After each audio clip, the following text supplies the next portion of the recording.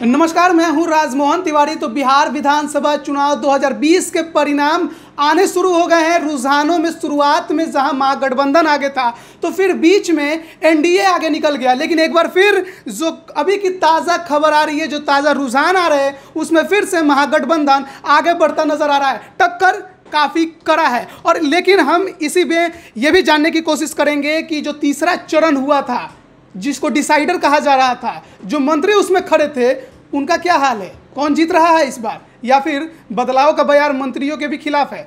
हमारे साथ है साहुल पांडे, जो इस पर लगातार नजर गड़ाए हुए हैं। साहुल पांडे, पहले ये बताइए मंत्रियों का क्या हाल चाल है तीसरे चरण के। मंत्रियों का हाल हम जानेंगे, लेकिन अभी आपको सीधा अपडेट दे देते हैं कि महागठबंधन 118 सीटों पर आगे, एनडीए 110 पे अटक गई है फिर से। और जो है बाकी अन्य की अगर बात करें, जिसमें एलजेपी की बात कर लें, तो 5 सीटों पर एलजेपी आगे चल रही है। तो ये रहा लाइव अपडेट जो है ये है। इसके अलावा तीसरे चरण के कुछ मंत्रियों की अगर हम बात करें तो 12 मंत्री जो है वो चुनाव लड़ रहे थे तीसरे चरण में, जिसमें से 8 मंत्री जो थे वो जदयू से थे और 4 जो थे वो बीजेपी से आते हैं। इसी में से कुछ सीटों की बात कर ले, जैसे कि सुपौल से विजेंद्र प्रसाद यादव खड़े थे और इनकी पकड़ इस जगह पर बहुत अच्छी है, फिलहाल आगे चल रहे हैं। आलमनगर से नरेंद्र नारायण यादव जो है वो आगे चल रहे हैं। सिंहेश्वर की सुरक्षित सीट है, इसकी बात करें तो रमेश ऋषिदेव जो है वो आगे बताए जा रहे हैं।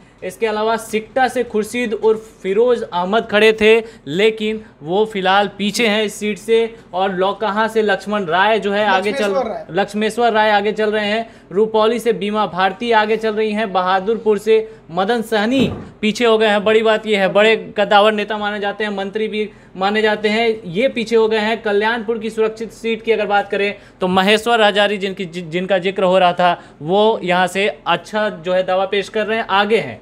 अब बात बीजेपी के नेताओं की कर ले तो प्रमोद कुमार पीछे हो गए हैं। मोतिहारी में जो है एलजेपी आगे दिखाई दे रही है। आपको याद ही होगा कि इनका किस तरीके से विरोध हुआ था, वो वीडियो सामने आए थे। इसके अलावा मुजफ्फरपुर से सुरेश शर्मा जो है वो फिलहाल एक बार फिर से अपना दबदबा कायम रखे हुए हैं और आगे चल रहे हैं। इसके अलावा बेनीपट्टी से विनोद नारायण झा आगे हैं।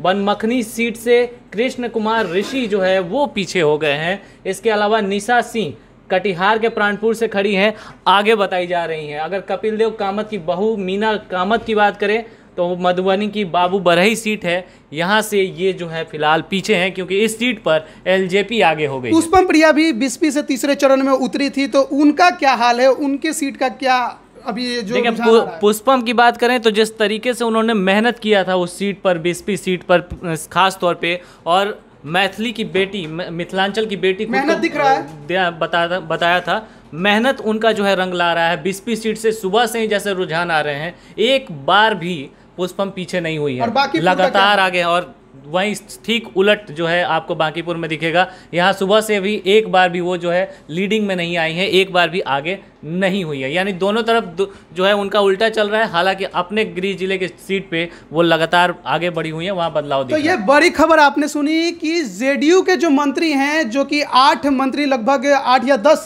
साहुल कंफर्म करेंगे, 8 मंत्री जो हैं जेडीयू के, वो खड़े थे तीसरे चरण में। 2 मंत्री पीछे चल रहे हैं। बीजेपी के लगभग कितने मंत्री खड़े थे साहुल पांडे? 4 मंत्री खड़े थे और लगभग 3 मंत्री पीछे चल रहे हैं। तो बीजेपी को यहां पर जरूर नुकसान है, लेकिन सीटों में काफी फायदा है। पिछले बार की तुलना में 16 सीटें अधिक मिलती दिखाई दे रही हैं। बात हम इस पे और करेंगे चर्चा। हमारे साथ हमारे सीनियर जर्नलिस्ट प्रवीण बागी सर मौजूद है। सर बताएंगे, सर जो अभी तक रुझान आ रहे हैं, शुरू में हमने देखा महागठबंधन बम्पर सीटों से आगे चल रही थी, फिर एनडीए आगे हो गई है, लेकिन एक बार फिर देख रहे हैं कड़ी टक्कर दोनों के बीच में। किस प्रकार का ये रुझान है? ये पहले से एक्सपेक्टेड था कि इस तरह का कड़ा मुकाबला होगा, और जो एग्जिट पोल भी जब आए वो भी इसी ओर संकेत कर रहे थे। तो अभी स्पष्ट रूप से कुछ कहना मुश्किल है, क्योंकि लगातार आंकड़े बदल रहे हैं, कोई आगे हो रहा है, कोई पीछे हो रहा है। तो अभी बहुत प्रारंभिक स्थिति में है मतगणना।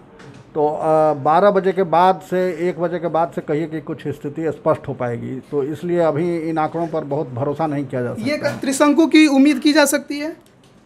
अभी तक तो नहीं लग रहा है। जो प्रारंभिक रुझान दिख रहे हैं उस हिसाब से त्रिशंकु की स्थिति मुझे नहीं लग रही है। और आगे चल के क्या चिराग पासवान किंग मेकर बन सकते हैं इस बार? अब कितनी सीटें आती हैं उस पर डिपेंड करता है, मगर उन्हें बहुत ज़्यादा सीटें आती नहीं दिख रही हैं जो अभी स्थिति जो है मतगणना की। तो उसमें ज़्यादा सीटें आती नहीं दिख रही हैं। अगर दोनों गठबंधनों के बीच एकदम बराबरी की स्थिति होती है तब तो एक एक विधायक की कीमत बढ़ जाएगी, उनका महत्व बढ़ जाएगा। वैसे में चिराग पासवान जरूर किंग मेकर की भूमिका। अभी के जो रुझान है उसमें बीजेपी की सीटें जेडीयू से कहीं ज़्यादा है, तो क्या मुख्यमंत्री पद पर दावेदारी देगी बीजेपी? अभी ये कहना मुश्किल है, क्योंकि अभी तो ये रुझान है, अभी रिजल्ट नहीं आए हैं, रिजल्ट आने में अभी देर है। तो अभी ये तो क्षण क्षण ऊपर नीचे होते रहेंगे।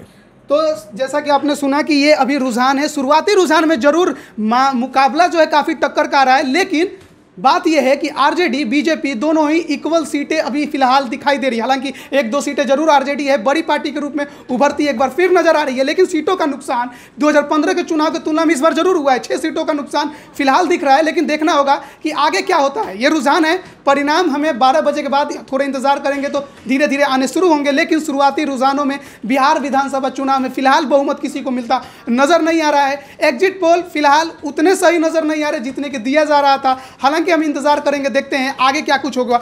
सभी अपडेट हम आपको यहां पर जरूर देंगे, बने रहिए हमारे साथ। धन्यवाद।